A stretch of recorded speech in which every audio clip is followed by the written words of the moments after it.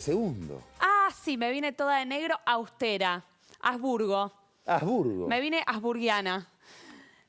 Muy paquete. Muy paquete, gracias. Bueno, primero vamos a lo que nos trae hoy Diderot Art, que nos trae un artista que se llama Fernando O'Connor, que trabaja con pinturas... Ahí lo tenemos. Exactamente, de figuración, es decir, representan la figura humana y tenemos una serie de pinturas, que las podemos ver acá, que son arquitectos y diseñadores en sus sillas.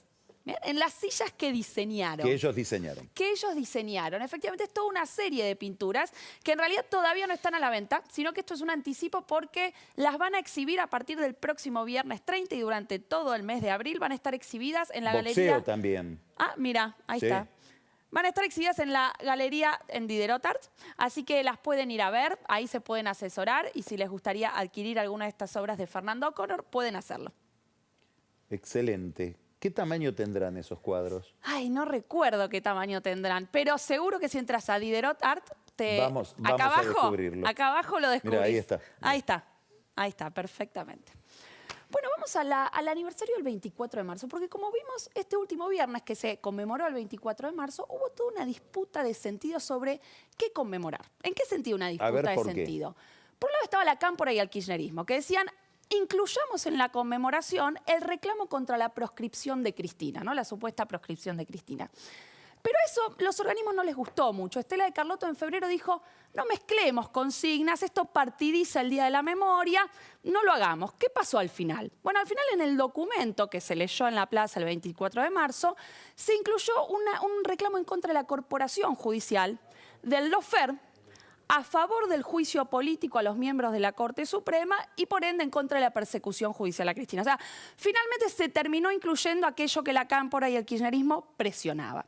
Estas disputas de sentido son bastante comunes en todas las conmemoraciones, ¿no? Pero en la del 24 de marzo especialmente. Es decir, desde distintos momentos históricos, la conmemoración tuvo distintos sentidos. Los militares le dieron un sentido, las madres de Plaza de Mayo les dieron otro sentido, en los 90 se les dio otro sentido. Es decir, el sentido del 24 de marzo fue cambiando según las coyunturas políticas. Y esto lo ha estudiado Federico Lorenz. ¿Quiénes son los primeros en conmemorar el 24 de marzo? Los propios militares. Es decir, a partir del 77 se hace la primera conmemoración de un 24 de marzo, donde el régimen militar se conmemoraba a sí mismo. ¿Qué hacían? Un desfile militar, una misa, eran conmemoraciones cerradas, más solemnes, pero donde se presentaba a los militares como la salvación de la nación. Entonces, los primeros en conmemorar y en darle un sentido a esa fecha fueron ellos. En la transición, los organismos de derechos humanos deciden mantener la fecha, es decir, seguir conmemorando conmemorando el 24 de marzo, pero cambiándole el sentido. No, ya no era, por supuesto, una conmemoración a favor de los militares, sino que lo que se reclamaba era verdad y justicia. Es decir, lo que se priorizó en esos primeros años de transición a la democracia es que sin justicia no había democracia. Todos los organismos de derechos humanos coincidían en eso. Ahí tenemos una de las primeras conmemoraciones, las primeras marchas. Esto? Estas me parece que son las del 84. Esta es la del 84 por aparición con vida. Entonces, ahí empezamos a tener, una vez que empieza la democracia, algunas otras disputas por el sentido. Estaban todos los organismos de acuerdo en demandar justicia, pero empieza a haber diferencias, por ejemplo, entre las madres de Plaza de Mayo. ¿Qué conmemorar? Las madres de Plaza de Mayo se van a dividir en dos grupos. Asociación Madres de Plaza de Mayo y Madres de Plaza de Mayo Línea Fundadora. La Asociación Madres de Plaza de Mayo, que era la liderada por Eve de Bonafini, que era la más radical, decía, los 24 de marzo no tenemos que recordar a nuestros hijos muertos o desaparecidos, sino recordar su compromiso revolucionario. Es decir, hay que recordarlos en tantos militantes, no en tanto desaparecidos, ¿no? Hay que devolverles de alguna forma la agencia. Es una memoria mucho más miliciana la que propiciaban ese sector de las madres. En cambio, madres... de continuidad de una lucha. De continuidad de una lucha. ¿Y eso qué hacía? Presentificaba la dictadura, ¿no? Permanentemente traía la dictadura al presente y decía, bueno, por diferentes motivos nosotros tenemos que seguir esas luchas que nuestros hijos inauguraron. Madres de Plaza Mayo Línea Fundadora son un poco más moderadas, ¿no? Más dialoguistas con los gobiernos, con el gobierno de Alfonsín, tenían una postura un poco más dialoguista y mantenían esas consignas de los primeros años de la transición, ¿bien?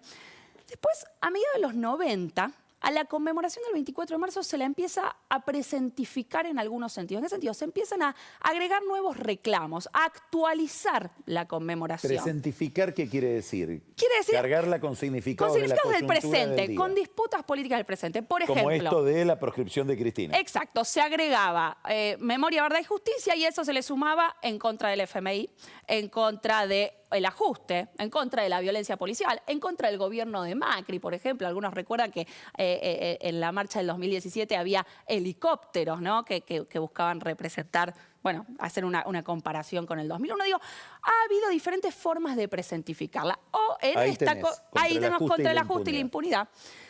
En esta conmemoración, entonces, lo que la presentifica más es esta idea de ir en contra de las corporaciones judiciales. Pero me gustaría cerrar con algo que dijo Cristina, porque me parece que Cristina presentifica esto todavía un poco más de lo que se hizo en la conmemoración.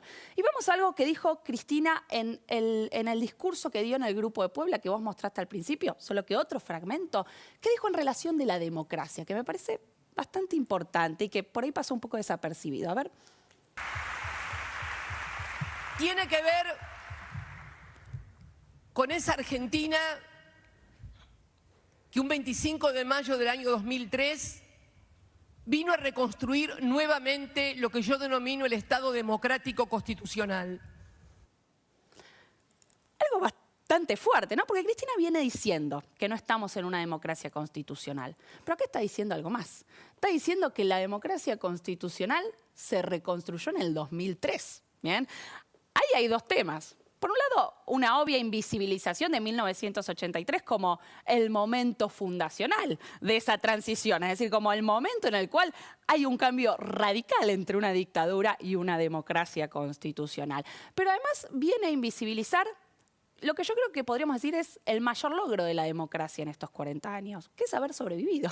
Es decir, lo que está tratando de decir cuando Cristina dice que en el 2003 se reconstruye la democracia, está negando que en realidad la fortaleza de la democracia fue que sobrevivió a las peores crisis económicas que tuvimos, 1989, al 2001. Bueno, las sazonadas militares. Las sazonadas militares. Digo, Ella escribió en su momento, yo recuerdo un artículo, creo que salió publicado en Clarín. a ver. Cuando Clarín todavía no mentía, que es un artículo que, como vos sabés, cuando uno periodiza define la identidad de cada cosa.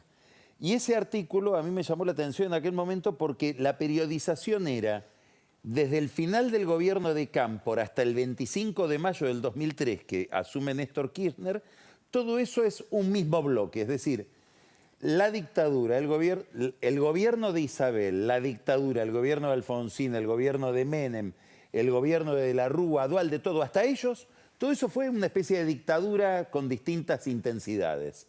Y democracia solamente se recupera. ¿Esto qué dijo? Bueno, y eso es un problema, digo, porque en un contexto en el cual efectivamente hay discursos antidemocráticos circulando y una erosión a la democracia, minimizar el logro de los 40 años de democracia, bueno, yo creo que en parte la debilita aún más. O sea que no hubo 40 años de democracia. Y pareciera que no, digo, según lo que uno lee en ese discurso. Hubo 20. Y pareciera que hay. Y tampoco, porque dice que hoy no estamos en una democracia constitucional. Entonces habría que preguntarle cuándo para O sea, ella. hasta Alberto. ¿Cuándo para ella dejamos? No sé si Macri, o Macri, no Macri sé. está o no. Y exactamente. A ver si queda Alberto Hay solo que ver afuera. quién queda en. Estamos en problemas. Sí. Vamos a un corte y viene enseguida Carola.